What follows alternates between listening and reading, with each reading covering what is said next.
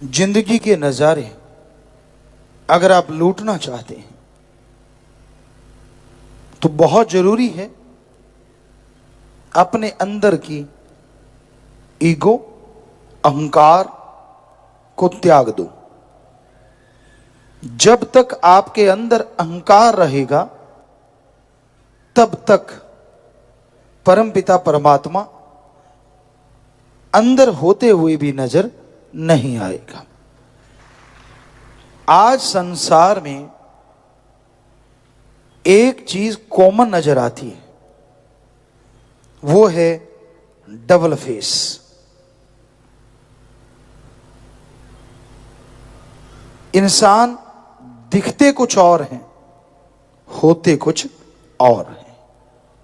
जैसे कहावत है, हाथी के दांत खाने के और दिखाने के और।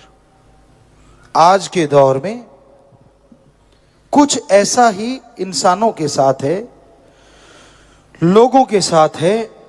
यहां लोग दिखते कुछ और हैं, होते कुछ और हैं। सभी नहीं, पर ज्यादा गिनती ऐसे लोगों की है। मालिक के प्यारे भी हैं जो जो दिखते हैं वैसे ही होते हैं, पर उनके अलावा डबल फेस ज्यादा दुनिया में नजर आते हैं। और इसलिए किस पे भरोसा करें, किस पे भरोसा ना करें, आदमी सोचता रहता है। मासूम से चेहरे वाले, जिसे लोग क्यूट कहें या कुछ भी कहें, अंदर कितना गुनाह का आग का समुंदर लिए घूमते हैं ये कोई नहीं जानता। इसलिए आप किसी को देख के ये नहीं कह सकते कि ये इंसान कैसा है। पुराने समय में एक कहावत होती थी, पंजाबी में खास करके बड़ी मशहूर थी, आदमी का पता चलता है बा पे या रा पे। मतलब या तो उसके साथ व्यवहार हो, काफी व्यवहारिक मामले आपके चलते रहें, या फिर आप उसके साथ कोई लंबा रास्ता तय कर रहे हो। पहले लोग पैदल चलते थे तो 4-4, 5-5, 6-6 दिन चलते रहते थे कि भाई ये हो नहीं सकता कि 7 दिन कोई बंदा अपने अंदर डुप्लीकेट ही बना के रखे। वो जरूर जो है वो निकल के आएगा, और अगर व्यवहार पड़ गया उससे तो पता ही चल जाएगा साफ साफ कि ये आदमी है कैसा। इसलिए किसी के चेहरे पे मत जाइए। कौन सही है कौन गलत है ये आप व्यवहार से पता कर सकते हैं। जब इंसान का व्यवहार पड़ता है तो पता चलता है हाँ ये सही है गलत। संत सभी से प्यार करते हैं, चाहे कोई सही है चाहे कोई गलत है, क्योंकि वो समाज में आते ही प्यार मोहब्बत का संदेश देने हैं, प्यार मोहब्बत लुटाने हैं, ताकि इंसान खुशियों के काबिल बन सके। वो कभी किसी का पर्दा नहीं उठाते, प्यार से समझाते रहते हैं, बेटा मान जा ना कर, मान जा ना कर। सत्संग में समझाते हैं, जिसके अच्छे भाग्य होते हैं सिमरण करे, सेवा करे, संतों के रूप में आके ईश्वर उन्हें समझाते हैं, रोकते हैं, रुक जा रुक जा रुक जा, तेरे लिए दलदल आने वाली है, तेरे लिए गलत होने वाला है। कई समझ के मान जाते हैं और अपने आप को बदल लेते हैं। वो हमेशा खुशियों से जुड़े रहते हैं। कई ऐसे होते हैं, बागड़ी में कहते को मानो नहीं, कि मैं तो मानूंगा ही नहीं चाहे कुछ हो जाए। संत फिर भी अपनी बात कहने से बाज नहीं आती, वो कहते ही रहेंगे मान जा बेटा। लेकिन उसके अंदर ऐसा होता है, मन जालिम इतना उस पर छाया होता है कि उसको लगता नहीं ये मैं अगर छोड़ दिया तो मेरी जिंदगी खत्म हो जाएगी। और इसलिए उनके मन के पीछे लग के वो नरकों की दलदल में फंसते चले जाते हैं, फंसते चले जाते हैं। बेचैनी, टेंशन, परेशानी उनके पल्ले पड़ जाती है, चेहरे का नूर उड़ जाता है। रंग गोरा चिट्टा हो, नैन नक्श सुंदर हो, ये खूबसूरती नहीं होती। चेहरा दग दग करता हो, नूर उसमें से झलक रहा हो, कोई टेंशन नहीं, कोई परेशानी नहीं, मस्त मौला, खुश, वो सांवला क्यों ना हो, वो सबसे सुंदर लगता है और दिलों को भा जाता है। तो रंग तो भगवान के दिए, काला भी हैं, पीले भी हैं, गोरे भी हैं, गेहुआ भी हैं, पता नहीं कितने तरह के कलर हैं इस दुनिया में। लेकिन जिनके चेहरे बेरुखे हैं, बेरौनके हैं, साफ पता चल जाता है। चेहरे को देखो, रौनक है ही नहीं, पता चल जाता है इतनी टेंशन, इतनी परेशानी, ये गलत काम, वो गलत काम, सारा दिन इसी में खचत। संतों से आप अपने आप को नहीं छुपा सकते। कहावत है, दाई से पेट कैसे छुपाओगे। बच्चा जनना होता है और दाई से पेट कैसे छुपाया जा सकता है। उसी तरह फकीर जो होता है वो सतगुरु अल्लाह वाहिगुरु राम का नुमाइंदा होता है, और वो भगवान जी फकीर को निगाह देते हैं। जब वो निगाह मारते हैं तो पता चल जाता है कौन किस खसलत का मालिक है, कौन सी दुकान किस चीज की बनी हुई है, और दिखावा क्या है, अंदर क्या है। तो इसलिए अपने आप को बदल डालो। अगर उसकी रहमतों को बेहिसाब पाना है, अगर उसके रहमो करम को हासिल करके मालामाल होना है, तो एक कहावत है कि गुरु पीर फकीर जो सच्चा हो, जो खुद कुछ लेता नहीं, कोई इच्छा नहीं रखता, आपके भले के लिए, आपके सुख के लिए हर कर्म करता है, जब ऐसा गुरु मिल जाए तो शिष्य को अंधा बहरा गूंगा बन के चलना होता है। ये नहीं कि बोलो नहीं, ये नहीं कि सुनो नहीं, ये नहीं कि देखो नहीं, जो गुरु दिखाए वो देखो, गुरु कहे वो कहो, और गुरु जो सुनाए वो सुन के उस पे चलते जाओ। हम आपको लिख के गारंटी देते हैं, अरे 10वां द्वार तो क्या, नूरी सुबरू यूं आपके सामने खड़ा हो जाएगा। वचन मानने नहीं, अमल करना नहीं, दोष अपने को नहीं देना, गुरु पीर फकीर को, अल्लाह वाहिगुरु राम को, तो और बेड़ी में बटे, और बेड़ी में बटे। तो इसलिए फकीर कभी नहीं कहते कि आप कोई बुरा कर्म करें, फकीर कभी नहीं चाहते किसी का बुरा हो। आप गलत कर्म करते हैं, आप बुरे कर्म करते हैं, आप गिरते हैं बार बार मन के कहने से, पर संत एक ऐसे होते हैं फिर भी आपके लिए मालिक से दुआएं करते रहते हैं। हे ईश्वर, ये तेरे नादान हैं, मूर्ख हैं, नहीं समझते, पर तू तो दया का सागर है, दया करता रहे, रहमत करता रहे। बस आगे मालिक जाने और आप जाने। फकीरों का काम, अगर वो माँ बाप बनते हैं दोनों जहान के, तो दोनों जहान में उनकी संभाल करना भी फकीर का फर्ज बन जाता है। इसलिए वो अपने बच्चों को कभी भी बद्दुआ नहीं देते, किसी को भी नहीं देते, सबका भला करते ही नहीं, भला सोचते रहते हैं। आप क्या सोचते हो वो आप मर्जी के मालिक, और संत जो सोचते हैं वो यही होता है कि मालिक सबका भला करे। गलत कर्म करने से आपको रोके, बुरे विचारों से आपके दिलो दिमाग को साफ करे, आपको हिम्मत दे, ताकि आप नेकी पे, भलाई पे चलते हुए तमाम खुशियां हासिल करें जिसके आप हकदार हैं, और वो खुशियां भी आपको मिलें जिसके अभी आप हकदार नहीं पर बन सकते हैं। परम पिता परमात्मा कण कण में, जर्रे जर्रे में जो मौजूद है, हर किसी के दिलो दिमाग की वो जानता है। कौन इंसान परम पिता परमात्मा से प्यार करता है और कौन सिर्फ दिखावे में यकीन रखता है। जरूरी है श्रद्धा भावना से उस प्रभु को याद किया जाए, क्योंकि जितनी श्रद्धा भावना से आप उसे याद करेंगे, उतना ही वो ज्यादा खुशियां बख्शेगा, गम दुख दर्द चिंताओं को मिटा डालेगा और इस काबिल आपको बना देगा कि अंदर बाहर उसके रहमो करम के नजारे मिलने शुरू हो जाएंगे। भावना शुद्ध होना अति जरूरी है। उसको दिखावा पसंद नहीं, ना ही वो अकल चतुराई से मिलता है, धर्म जात मजहब से मिलता है।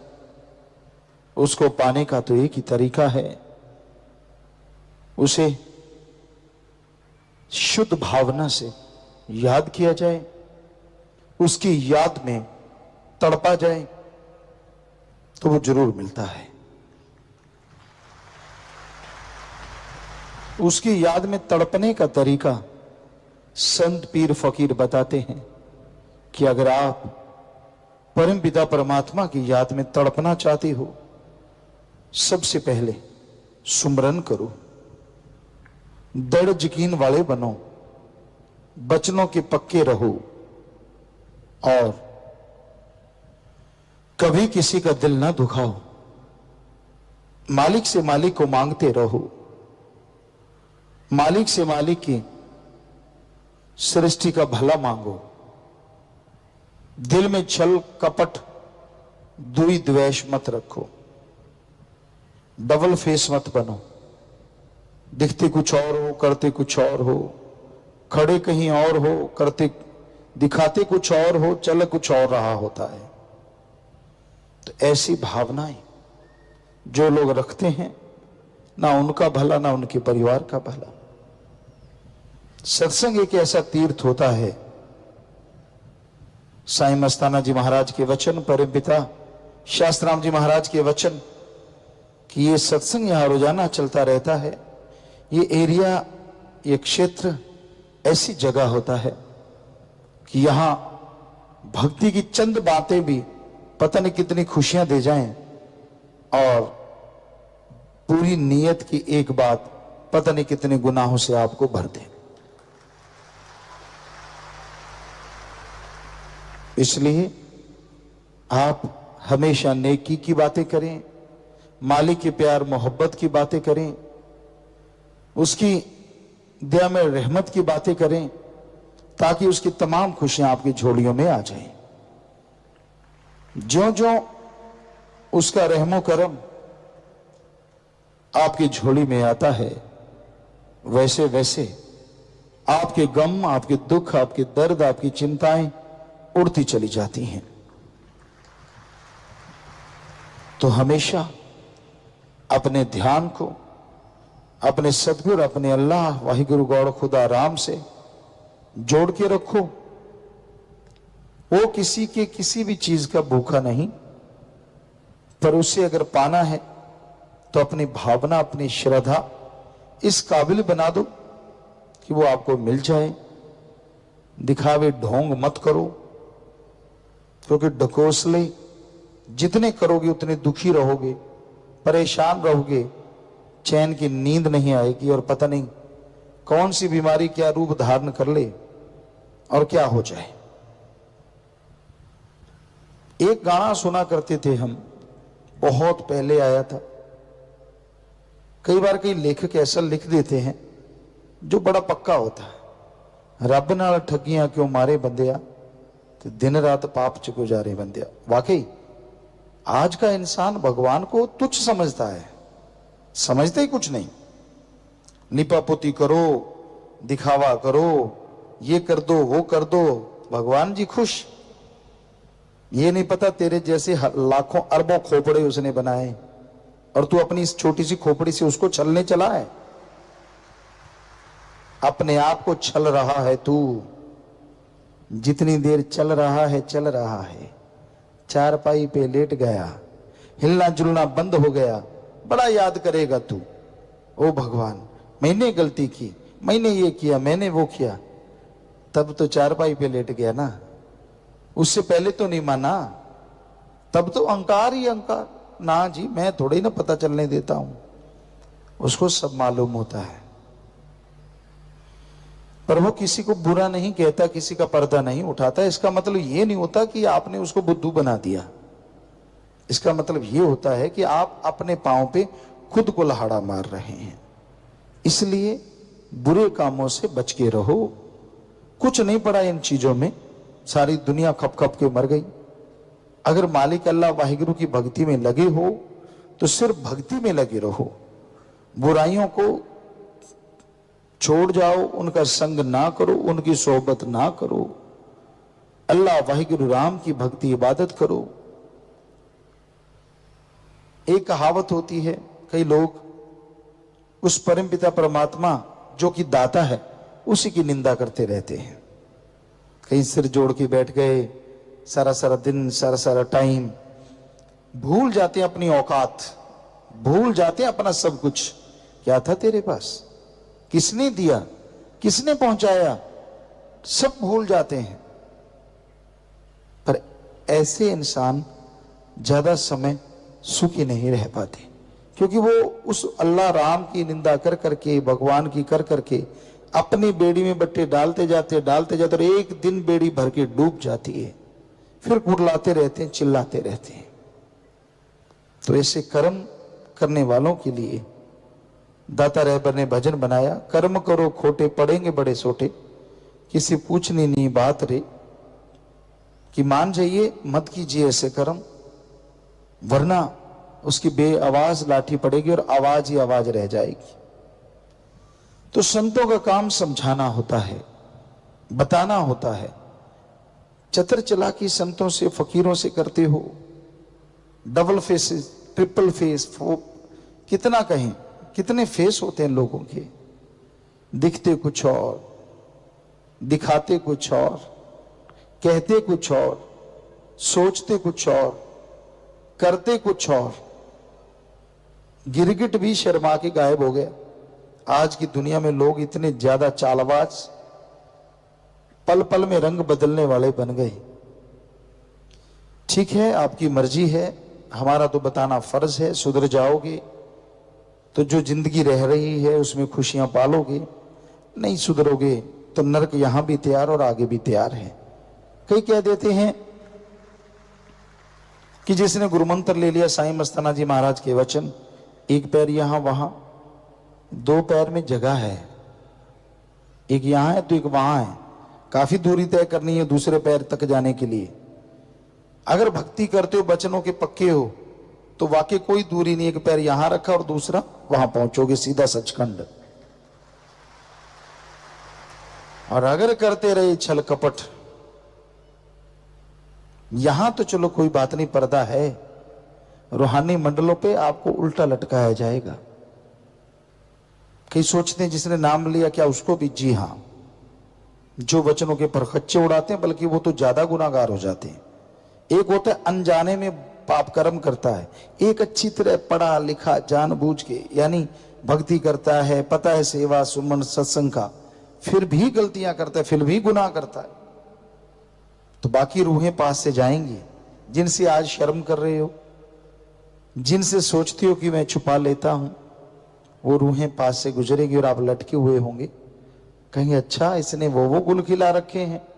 स्क्रीन की तरह आपकी सारी चीजें वहां डायरेक्ट चल रही होंगी, रूहें खड़के भी देख सकेंगे कि इसके ये गुनाह है। फिर कैसे छुपाओगे बताइए?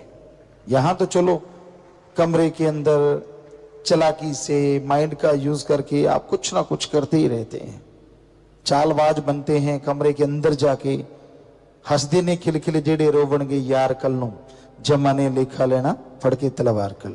हंसी आती है ना फकीरों के बचनों पे, ऐसा टाइम आ जाएगा रोना भूल जाओगे, हंसना तो दूर की बातें हैं, हंसना तो क्या। हमारा काम तो बताना है। अच्छा है सत्संग ध्यान से सुन के अपने कर्मों को बदल लो, नहीं बदलते तो यहीं भी वो तमाशा बन सकता है। हमारा काम है आगाह करना, सावधान करना। आगे कोई माने ना माने उसकी मर्जी है, हर कोई मर्जी का मालिक है। इस घोर कलयुग में इंसान मन इंद्रियों के गुलाम है, उसी में दिन रात फंसे रहते हैं, उलझे रहते हैं। किसी को काम वासना तो किसी को क्रोध, किसी को लोभ मोह, किसी को अहंकार, मन और माया। ऐसा चक्र घिन्नी करते हैं, इस तरह अपने में उलझा लेते हैं कि मालिक की और नेकी की बातों को पास फटकने नहीं देते। इंसान उलझे रहते हैं, इन्हीं सातों के चक्कर में, इन्हीं के चक्रव्यूह में फंसे रहते हैं। उस भगवान को, अल्लाह, राम, ईश्वर, गॉड, खुदा, रब को याद करना, उससे इतनी प्रीत रखना, इतना प्यार रखना कि उसके बिना आंखों में कोई आने ही ना पाए। कोई ऐसा कर पाता है, बहुत मुश्किल है। दुनियादारी की हवा और इन सातों का चक्रव्यूह, इससे निकलना कोई आसानी की बात नहीं है। भाग्यशाली हैं जो इनसे निकल के सतगुरु अल्लाह राम से प्यार करते हैं, मोहब्बत करते हैं।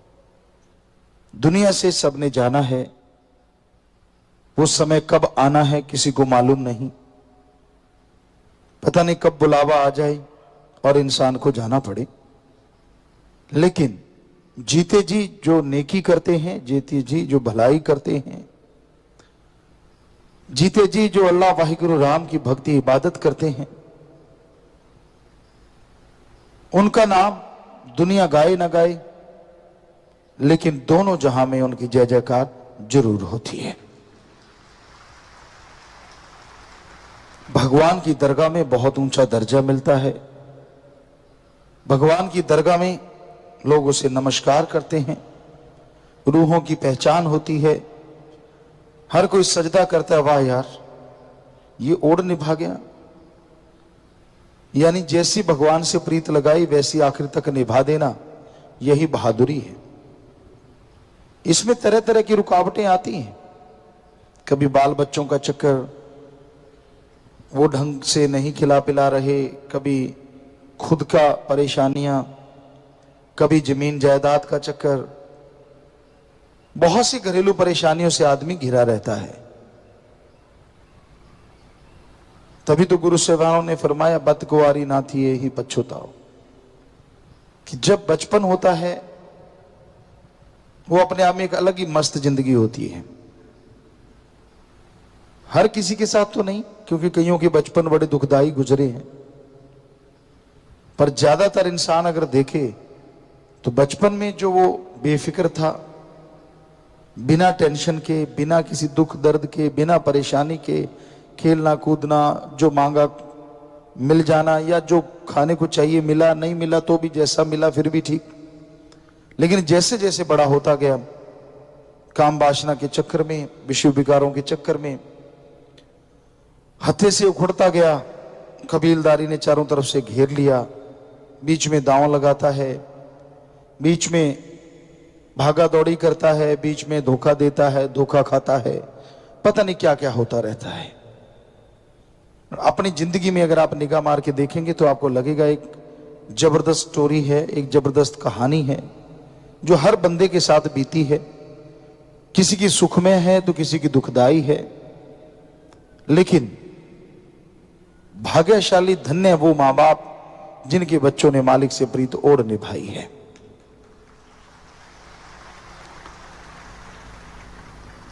इतनी दुखदाई जिंदगी में, इतनी चक्रव्यूह में फंसे होने के बावजूद जो ईश्वर की भक्ति करते हुए ईश्वर से प्रीत ओढ़ निभा देते हैं, उनसे भाग्यशाली कोई दूसरा हो ही नहीं सकता। और उनकी वजह से जब वो ओढ़ निभा के जाते हैं तो आगे दरगाह में जो रूहें फंसी होती हैं या किसी जूनों में, तो मालिक रहमो करम करके पूर्ण गुरु पीर फकीर की उस रूह को हुक्म दे देते हैं कि अपनी रूहों को साथ ले जा। तो अपने पिछले बुजुर्गों को, फंसी हुई रूहों को भी निकाल के ले जाते हैं। इसलिए भी जय जयकार होती है। तो ये कोई मालिक से प्रीत लगाना बड़ा आसान है, लगा के ओढ़ निभाना मुश्किल है, लेकिन इसका मतलब असंभव नहीं है। तो मालिक का प्यार मोहब्बत की जाग हमेशा लगती रहे, सुमरन करते रहो, सेवा करते रहो और अंत्यकरण में तड़प रखो। पता नहीं वो सपने में कब दीदार दे जाए, पता नहीं वो जागते हुए कब मिलके मिलनसार बना जाए और वो पता नहीं कब नूरी दर्श दीदार से माला माल कर दे। ये उस मालिक की मर्जी है। इंसान कह तो देता है मैं तो घंटा सुबह शाम सुमन करता हूं, बहुत भक्ति करता हूं, मुझे मिला क्यों नहीं? क्योंकि बाकी घंटों में पता नहीं क्या क्या करता है, पता नहीं बाकी जिंदगी जो गुजर गई उसमें क्या क्या गुल खिलाए। बड़ा उतावला हो गया भगवान को पाने को, घंटा सुबह शाम देखिए ताने देने लगा, उलाने देने लगा, मुझे मिलता क्यों नहीं? और जो जो गुल खिलाए हैं, कितने घंटे बर्बाद किए, कभी उनका जिक्र किया? कभी वो दिमाग में आया यार मैंने क्या क्या कर रखा है? फिर क्या हो गया अगर भगवान नहीं आ रहे? फिर भी सुकून तो देते हैं, चैन तो देते हैं, अंदर खुशी तो देते हैं, जीने की राह तो आसान बना देते हैं, पहाड़ जैसे कर्म कंकर में तो बदल देते हैं। वो तो शुक्राना नहीं करता। एकदम से 10वां द्वार खुले और मुझे नूरी स्वरूप दिख जाए, बस ये चाहना है। चाहना करना कोई बुरी बात नहीं, लेकिन ये तो उसकी मर्जी है ना, आप उसके काबिल कब बने, कब उसके लायक बने और वो नूरी स्वरूप भगवान आपको दिखाए। पर उससे पहले ये हो नहीं सकता कि भक्ति करने वाले, सेवा करने वाले और वचनों पे पक्के रहने वालों को मालिक अपनी झलक ना दिखाए। वो दिखाता रहता है कहीं ना कहीं, किधर ना किधर, कोई ना कोई उनका इशारा आता रहता है। उसको पकड़ो ना पकड़ो ये तो आपकी मर्जी है, लेकिन ऐसा संभव है कि वो जरूर दिखाता है, हर हाल में दिखाता है। तो उससे प्यार करो, भगवान से। पर भगवान से प्यार अगर बढ़ाना चाहते हो तो उसकी बनाई औलाद से जरूर प्यार करो। उसकी औलाद, सृष्टि की सेवा जितनी करते जाओगे उतनी मालिक की खुशियां आपकी झोली में आती जाएंगी।